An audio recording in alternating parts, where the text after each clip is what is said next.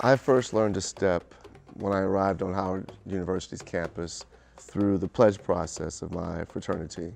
You know, stepping at this time was not something you could access in an after-school program. The only way to learn this art form was by joining a historically black fraternity or sorority. Realized quickly that this was an art form that had a lot of potential. Immediately upon graduating, I moved to Lesotho, Maseru, Lesotho, a small country very close to Johannesburg, South Africa. And that's where I first came across the South African gum boot dance.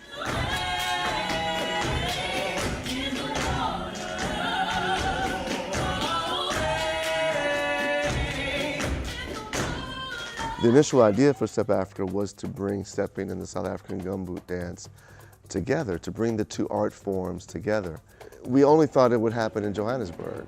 We thought we wouldn't do anything else besides this really historic festival in Johannesburg, South Africa. But when we got back to the United States, it became clear that there was more work for us to do. So I was the director at the time, and Brian had had some talks with the Phillips Collection, and they had the idea to do this work, honoring the work of Jacob Lawrence. I mean, Jacob Lawrence, for me, is really one of America's great artists.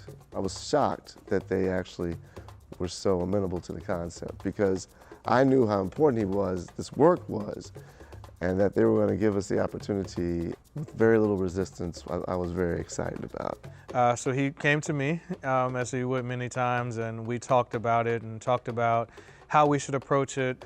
And we talked about how our work already resonated with these images that Jacob Lawrence had painted. And I was just excited by the chance to interpret his artwork, to really bring his paintings to life.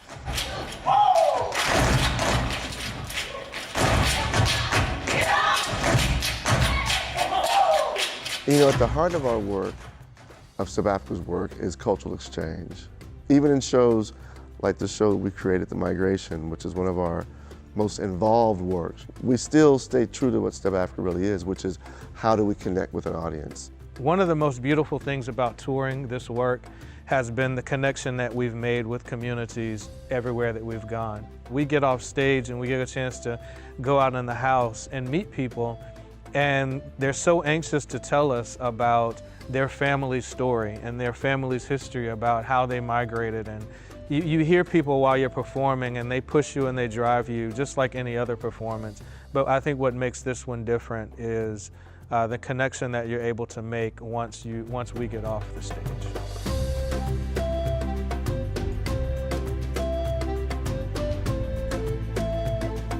There's so many moments in the creation and the journey of Step Africa that have been impactful.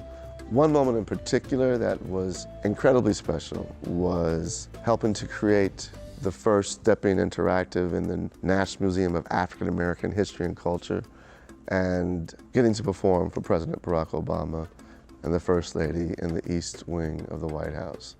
I had always had a goal that we would one day perform in the White House, under those historic chandeliers, and hopefully not bring them down with our aggressive performance.